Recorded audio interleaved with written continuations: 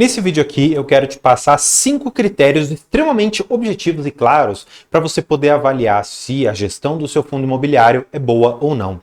Aqui eu quero de início te mostrar que eu sou um grande apaixonado por fundos imobiliários. Tanto é que você pode ver aqui, isso daqui na minha própria carteira, que mês após mês eu venho recebendo aqui pelo menos um salário mínimo de rendimento dos meus fundos imobiliários. Claro, eu tenho aqui um pouco de ações também, que de vez em quando dão esses picos, mas o ponto no momento não é a minha carteira. Se você quiser ver qual que é a minha carteira, quais são os ativos nos quais eu estou investindo, tem a minha playlist aqui da minha própria carteira de investimentos, tá bom? Mas se você não quer ser pego na contramão e ser apanhado por algumas notícias como essas, né? Papel ou tijolo, onde investir com esta alta da Selic, fundos imobiliários com Selic em alta, oportunidades ou desafios. E aí, não só isso, você pega, por exemplo, o IFIX, que bateu ali praticamente as suas máximas em 12 de abril e desde então vem acumulando uma queda de 5,71% e chegou aqui a bater mínimas de 6,65%.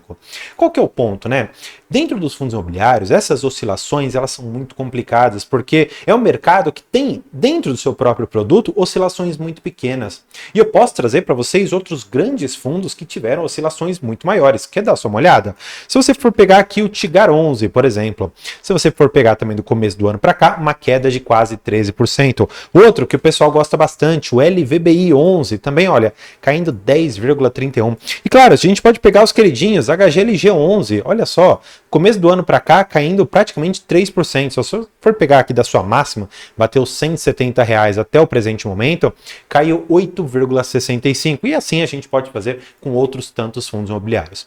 E aí a pergunta que fica é, André, neste momento, você acha que é uma oportunidade? Bem, eu não vou falar exatamente aqui o que eu acho, o que eu não acho, mas eu fiz um vídeo para vocês que eu vou deixar aqui no card aqui em cima, para que depois que você acabar de assistir aqui os 5 critérios que eu tenho para te informar como ver se a gestão ela é boa ou não, se ela está alinhada ou não com você, você vai lá e dá uma assistida e claro, deixa aqui também seu comentário e claro, muito importante para mim é a sua inscrição, para que até o final do ano consigamos bater 10 mil inscritos, tá bom? Então, sem mais delongas, eu vou trazer vocês aqui para a tela para que você veja quais são os critérios. Ah, André, você já está dando aqui em verde para mim quais são os critérios, então simplesmente eu posso fechar o vídeo? Não, porque em cada um desses critérios eu tenho subitens que são fundamentais para você conseguir responder o tópico.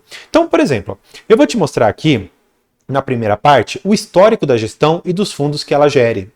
Muito aberto. Quais são as 3 perguntas que eu tenho aqui que vão complementar esse histórico da gestão para eu poder dar um tiquezinho positivo ou fazer eventualmente um xizão aqui bem grande em relação a esse fundo imobiliário? Além disso, comunicação que a gestão faz conosco, o histórico de distribuição de rendimentos, se a gestão já esteve ou está envolvida em alguma situação conflitante. E além disso, gestão da carteira e dos fundos imobiliários. Porque aqui eu não quero te passar critérios subjetivos. O que seriam critérios subjetivos? Ah, o André acha isso. Bem, tanto faz o que o André acha, tanto faz o que o Pedro acha, tanto faz o que o João acha. O que importa é você conseguir colocar uma gestora daqui, outra gestora daqui e falar, tá, olhando objetivamente, sem o viés de cada um, será que você consegue me dizer, com base em notas, com base em critérios claros, qual é a melhor? Bem, e aqui eu vou trazer para vocês. Então, para que a gente possa começar, eu vou trazer para vocês, dentro de cada um desses tópicos, várias coisas importantes. Então, vamos lá. Dentro da questão do histórico da gestão, vamos até aumentar para ficar mais fácil. No histórico da gestora e dos fundos que ela gere, a gestora tem outros fundos listados? O que eu quero dizer? Você pega, por exemplo, a antiga Credit Suisse. A Credit Suisse tem outros fundos que ela gere? Legal. Ela tem o HGLG, tem o HGRU, tem o HGCR, tem alguns outros fundos. Tem a HGPO, que recentemente anunciou ali a venda dos seus 2 imóveis, que ela vai então amortizar, mas enfim, isso depois eu falo em outro vídeo. E aí eu posso falar, tá, ela tem mais de um fundo. Isso é positivo ou negativo? Calma, você tem que entender agora as próximas perguntas. Por quê? Se ela tem mais de um fundo listado, boa parte tem desempenhado positivamente? Aqui eu já começo a perceber o seguinte, bem, a empresa, né, que tem ali a sua gestão, como então a Credit Suisse, agora a Pátria, ela olha o seguinte, ó, eu tenho aqui a gestão de galpão logístico. Eu estou fazendo isso de uma forma boa? Bem, me parece que sim. Legal, agora eu tenho aqui uma parte de renda urbana. Eu estou fazendo isso também bem? Me pareceu que sim. Eu tenho aqui a gestão de crédito. Eu estou fazendo isso bem? Poxa, então quer dizer que dentre todos os ramos possíveis aqui que ela poderia investir, ou pelo menos aqueles principais, ela tem feito isso de forma excelente, ela tem feito isso de forma boa, demonstrando, portanto, que se ela abrisse uma nova linha de negócio, por exemplo, um HG de shoppings, por exemplo, né? Uma Credit Suisse aqui de shoppings. Será que ela saberia fazer isso bem? De fato, ela teve um fundo de shopping que eventualmente não foi listado porque ela viu que não valia a pena. Então a gestão falou, olha, eu vou assumir o risco antes de entregar para o mercado para que eu não manche aqui a minha reputação. Isso é positivo. Agora, vamos para o outro lado. Vamos imaginar, por exemplo, fundos da Vinci. O pessoal, por exemplo, fala muito do VISC, que seria um dos melhores ali que ainda tem. Fala um pouco do VILG, já um pouco problemático. Você vai para o Vino, putz, uma dor de cabeça, todo mundo falando que vai ser horroroso, e aí dá problema. Você tem outros tantos fundos aqui da casa também, da Vinci, que não foram muito bem. E aí você me pergunta, tá, será que eu devo investir em algum outro fundo da Vinci? Então, talvez aqui fique um critério objetivo para você avaliar o histórico não de um fundo, porque de vez em quando você pode pegar uma situação ruim, muito específica para ele. Quando você analisa o conjunto, talvez fique um pouco mais fácil, tá? Vamos para o próximo critério, dentro ainda do histórico da gestão. Esse vídeo está completíssimo, então deixa seu like, tá? Tendo poucos ou apenas um fundo listado, ele tem um longo histórico? Por quê? Quando eu pego, por exemplo, o Nossa Senhora de Lourdes, o NSLU 11, que é um fundo de hospital que apenas tem um imóvel para um inquilino. Ele é muito antigo na bolsa. E eu te pergunto, ele tem um bom histórico? Bem, ele tem entregue para o seu cotista bastante rendimentos. Ele tem conseguido, de uma certa maneira ali, manter a estabilidade, só que eu não tenho um parâmetro para dizer se a gestão é boa, porque ela tem apenas um daquele tipo de fundo de hospital. Sim, eu sei, ele é da BTG. Eu não estou dizendo que a BTG não tenha outros, mas o que eu quero que você perceba é, existem fundos que por conta da característica dele, que ele é muito específico, é difícil você até mesmo comparar. Porque se eu retiro o NSLU e falo, eu vou jogar agora para o BTG, porque é assim a gestora, eu poderia ter um espectro maior, eu poderia olhar para o BTLG, poderia olhar para o BRCR, poderia olhar para outros tantos fundos da BTG. Mas quando eu olho para um fundo muito específico, eu gosto de retirá-lo daquela parte macro, porque entra num segmento muito específico que é até meio difícil da gente comparar, porque não tem muitos hospitais listados, tá bom? Vamos dar sequência. Comunicação. Aqui tem pouca coisa, mas é muito intuitivo você entender isso aqui. Por quê? A comunicação, o RG. O que é RG? Relatório gerencial. O relatório gerencial demora para sair? Significa talvez que a gestão não esteja tão, assim, voltada a trazer a melhor informação para você, a ser transparente, e isso é muito prejudicial. Além disso, o relatório gerencial é claro, porque assim, eu já vi relatórios gerenciais que saem na data, no primeiro dia útil que é possível lá emitir. Só que eu olho o relatório, ele tem ali um gráficozinho ridículo que não me diz nada, ele fala do cenário macroeconômico que gasta 3 páginas para fazer isso, para falar do fundo, ele fala, olha, o rendimento foi tanto, isso daqui dá tanto de dividend yield ao ano, e esse aqui são as informações legais e o RI é esse. Você me disse alguma coisa sobre os seus inquilinos? Você me disse alguma coisa sobre talvez uma situação de crédito importante? Não, não me disse. Então o que adianta sair cedo, mas não me trazer informação? Por isso a comunicação é importante, tá bom? Aqui é muito intuitivo. Além disso, o RI, né, que é a relação com investidores, ou pelo menos a gestão no geral, conversa com os cotistas, ou seja, responde o seu e-mail. Porque, por exemplo, eu enviei, e aí, claro, não vou denegrir aqui a gestão, mas eu encaminhei um e-mail para uma gestora e eu estou até hoje, há quase 3 anos, aguardando que ela me responda. E aí? Será que vale a pena eu encaminhar mais um e-mail para ele? Será que vale a pena eu ficar num fundo que não tem essa transparência e comunicação com o cotista? Não, não faz. Além disso, ela faz lives, ou aparece em conversas, ou ela é convidada, porque muitas vezes você tem um fundo muito legal, uma estrutura muito legal, só que a pessoa, apesar de um relatório gerencial bom, talvez ela não apareça tanto, talvez ela não seja convidada, enfim, tem muitas coisas aqui que a gente precisaria verificar nesse ponto, mas aqui seria apenas a cereja do bolo. Esses outros 2 primeiros seriam os principais para você, tá bom? Vamos lá. O histórico de distribuição de rendimentos. Por quê? E aqui eu vou colocar isso de forma extremamente objetiva para você. Porque se você me falar o seguinte, André, eu quero receber no mínimo ali 1% ao mês. Se o fundo ele distribui, por exemplo, 0,9, quer dizer que ele é ruim? Não. E aí a gente já entra num critério subjetivo. O que você quer para aquilo que é o ideal. Então, são coisas muito diferentes. Como que eu consigo trazer objetividade. Só para você entender, o fundo imobiliário, assim como os investimentos imobiliários no geral, eles têm como objetivo trazer para você renda. Trazer para você aquele aluguelzinho mensal, trazer o pinga-pinga que a gente gosta tanto, como eu mostrei para vocês. Já recebo agora um salário mínimo de aluguel praticamente ali por mês de rendimentos dos meus fundos imobiliários. Eu gosto desse pinga-pinga. O histórico que eu quero olhar é muito mais de forma objetiva, de forma clara, e assim você consegue pegar a gestora A, pegar a gestora B e fazer um comparativo, independentemente se uma está pagando 1% e a outra está pagando 0,8%, porque muitas questões variam em relação fundo a fundo, tá bom? Então, vamos lá. No histórico de distribuição, como que eu avalio se a gestora é boa? A regularidade e estabilidade. Por quê? Existem fundos que eles simplesmente decidem por distribuir de qualquer jeito. Eles falam, eu vou distribuir assim, eu faço assim, então vai ter um mês que você vai receber 1,5%, no outro você vai receber 0,5%, aí depois você recebe tanto, e aí não tem estabilidade nenhuma. Ele não se preocupa em trazer para o produto imobiliário, que é o que realmente as pessoas gostam, que é aquela estabilidade ou menor oscilação possível de um rendimento de um mês para o outro. Por quê? Porque o produto imobiliário ele é muito de renda. E se você tem, por exemplo, 1,5% de rendimento no mês, muito provavelmente a cota vai subir porque os cotistas para o próximo mês vão esperar aquele rendimento. Só que aí quando no próximo mês vem 0,8, 0,7, o pessoal fala, meu Deus, caiu pela metade, acabou o fundo, perdeu fundamentos. Não é isso. Ele só precisa, por conta de várias oscilações que são normais em alguns mercados, tentar trazer uma certa regularidade. Eu não estou falando dos rendimentos de final de semestre, porque, como você sabe, a lei dos fundos imobiliários manda que eles distribuam, no mínimo, 95% do seu lucro, dos seus rendimentos ali para os seus cotistas. Então, no final de cada semestre, você tem os ajustes e isso é normal. Todo mundo sabe que isso ocorre e ninguém vai ficar esperando, por exemplo, que um HGLG vai pagar 3% num determinado momento e vai continuar pagando eternamente isso. Todo mundo entende isso bastante claramente, tá bom? Pensando, portanto, que a regularidade e estabilidade dos rendimentos são importantes, você precisa ver outras coisas, como também em caso de não pagamento.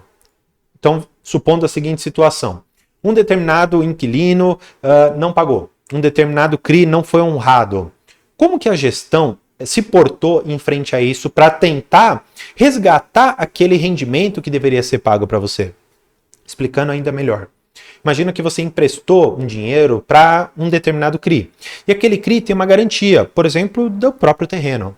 Será que a gestão, vendo que aquele devedor não conseguiu pagar, ela executou aquela garantia? Ela conseguiu resgatar aquele valor que seria devido para o fundo, mesmo que seja apenas para retomar e sair no 0 a 0, sem talvez distribuir muita coisa para você, mas pelo menos para você não ter perda patrimonial no patrimônio líquido do fundo. Ela fez isso ou ela simplesmente deu o famoso waiver, que é perdoar a dívida, que é deixar para lá, aqui é dívida de pai para filho, deixa, não precisa me pagar isso aqui. Se ela fez isso, cuidado, porque ela não prejudica apenas a distribuição dos rendimentos, mas ela prejudica também o patrimônio líquido do fundo, tá bom? Vamos lá, outros critérios, ainda desse terceiro, um subitem. Quais atitudes a gestão tomou para potencialmente aumentar os seus rendimentos? O que eu quero dizer aqui? Recentemente, o TRXF fez o anúncio de que ele iria diversificar o seu portfólio colocando ali o Albert Einstein. Muitas pessoas criticaram dizendo, olha, o cap rate, ou seja, o valor recebido ou a ser recebido de locação, ele é muito baixo, mais ou menos ali 8%, e quando isso acaba vindo para a mão do cotista, por conta de alguns descontos, etc, você receberia talvez 7%, 7,5%, o que não é tão interessante em frente ali ao que o fundo já está distribuindo, na casa dos seus 9,5%, 10%. E aí, algumas pessoas estão se perguntando, tá, mas ele está aumentando o meu rendimento? Bem, não está aumentando, mas ele está reduzindo os riscos da minha carteira? Me parece que sim. A gente pode pegar outros exemplos. Vamos imaginar, por exemplo, o HGLG, BTLG, a gente pode pegar fundos um pouco menores, como o RBRL. Esses fundos, eles têm, dentro da sua parte logística, uma parte também de desenvolvimento para galpões logísticos. Se você tem o desenvolvimento, você consegue ter cap rates maiores, você consegue ter, em relação ao valor investido, um retorno de aluguel maior, talvez na casa de 12%, 14%, 15%. Nesses casos, a gestão está atuando proativamente para conseguir aumentar os seus rendimentos? Se sim, legal. Se ela não estiver fazendo isso, acalme-se, ela pode também pensar em fazer aquisições. Imagina só, eu tenho um fundo que é o GGRC11.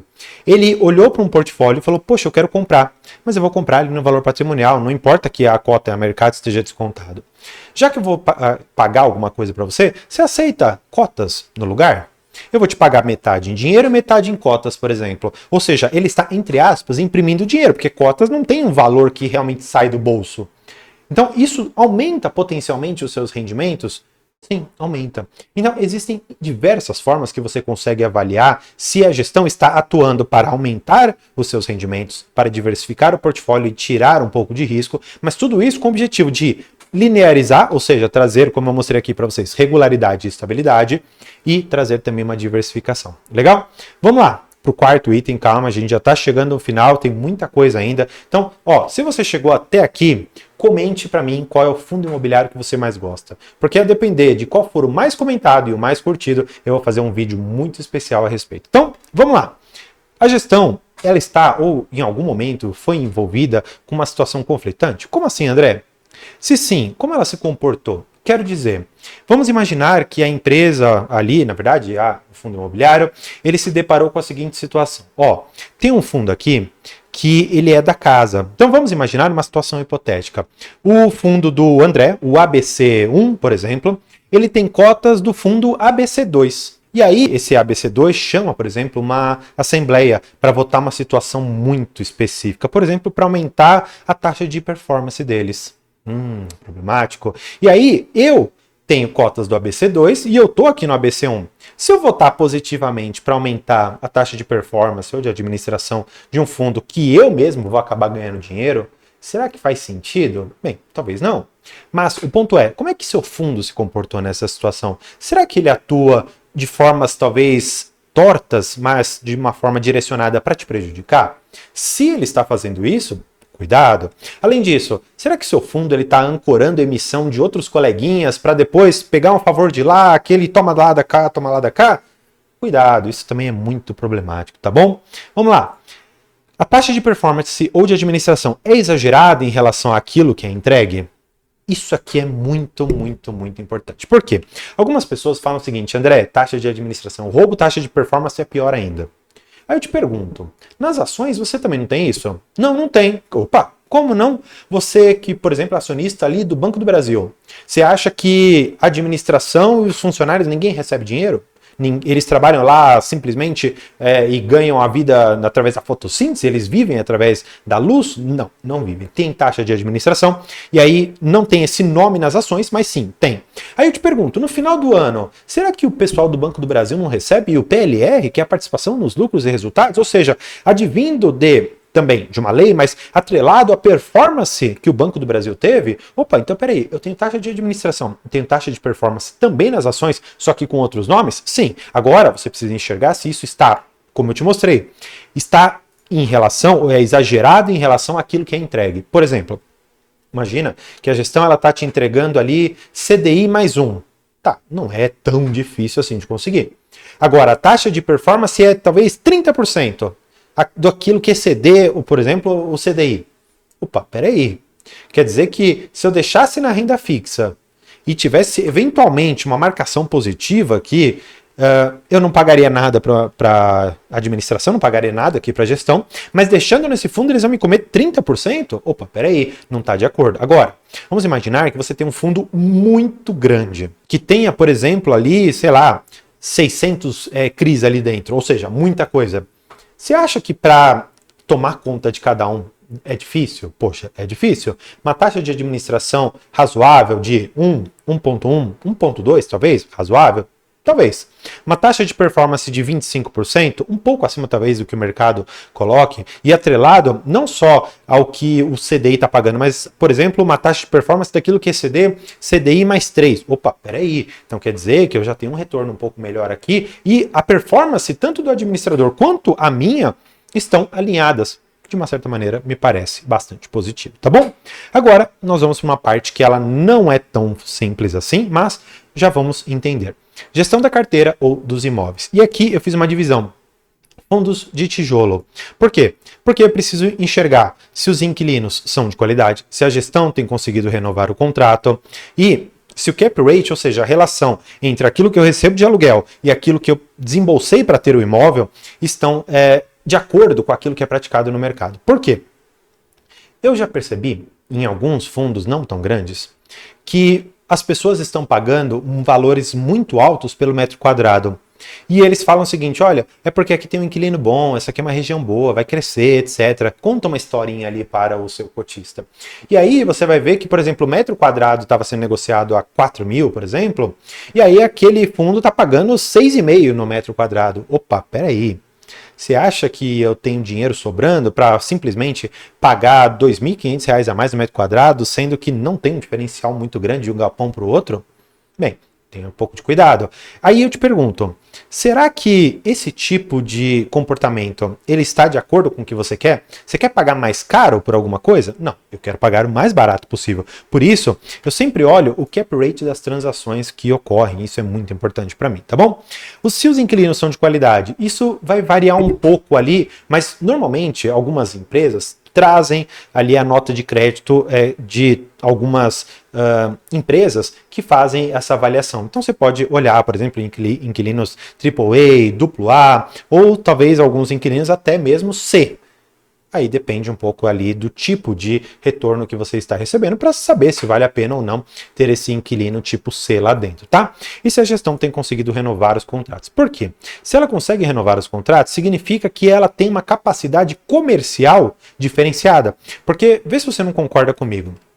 Você vai, por exemplo, em Extrema, ali em Minas Gerais, muito conhecida por ter vários galpões logísticos. E aí tem um do lado do outro, cada qual melhor do que o outro.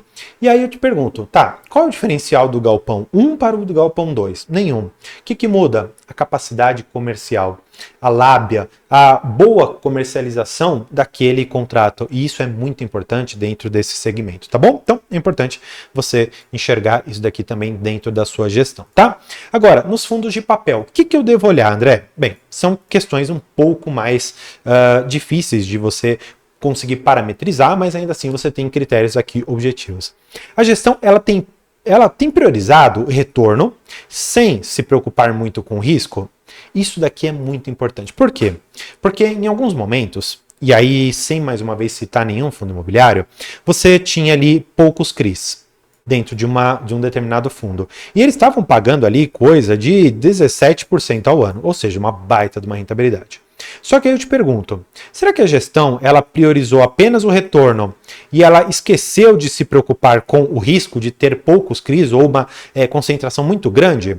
E aí eu poderia citar aqui um único exemplo, que é o TOR 11, só para você ter um parâmetro do que eu estou querendo te dizer. Trouxe lá atrás um retorno muito alto, não se preocupou com o risco aconteceu, ou seja, aquele evento de crédito negativo aconteceu, e então esse rendimento de 17% foi por água abaixo e a cotação caiu ali 90%, tá? Nesse mesmo sentido, né, a gestão ela tem se preocupado com a qualidade de crédito? Da mesma maneira que eu falei para vocês aqui da qualidade de inquilino, então, por exemplo, eu tenho a Ambev, tá bom? Ambev. E aí eu tenho aqui a André Comercialização de Bebidas, tá? Sou eu, André Comercialização de Bebidas.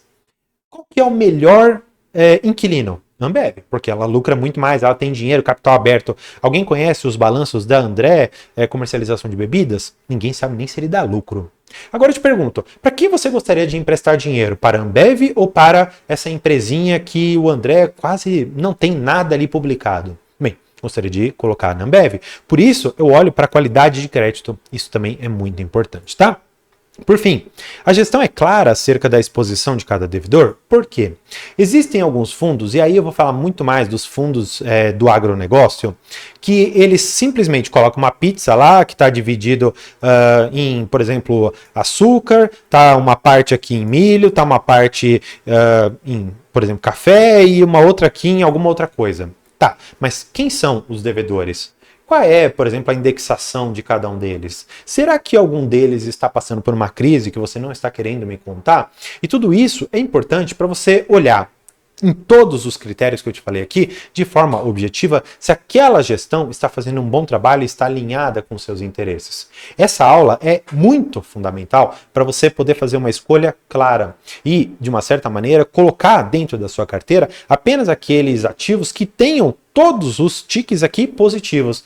Sim, você vai olhar para um mundo gigantesco de mais de 400 fundos imobiliários e talvez você consiga tirar 20, 30 fundos imobiliários daqui de dentro. Sim, nós tivemos um grande boom de fundos imobiliários, muitas gestoras ali vieram ao mercado, muitos fundos novos vieram ao mercado, mas a qualidade, que é o importante, acabou ficando um pouco para trás. Por isso que é necessário e fundamental você ter um critério objetivo de análise para que você não caia em falácias de mercado, em boas notícias e simplesmente seguir ali pelo rendimento anual, pelo dividend yield que é pago, que é o pior tipo de critério. Tanto é que aqui, a não ser da parte que eu falo a respeito da distribuição de rendimentos, da constância, mas eu não falo o maior, eu não falo o que é o que está pagando mais, eu nunca vou trazer esse tipo de informação para você, porque é a forma errada de você olhar. Então, espero que você tenha gostado dessa aula. Se você gostou, deixa aqui a sua inscrição, que é fundamental para mim, e também conheça a nossa área de membros para você ter benefícios exclusivos, inclusive a análise da sua carteira que eu posso fazer junto com você. Então,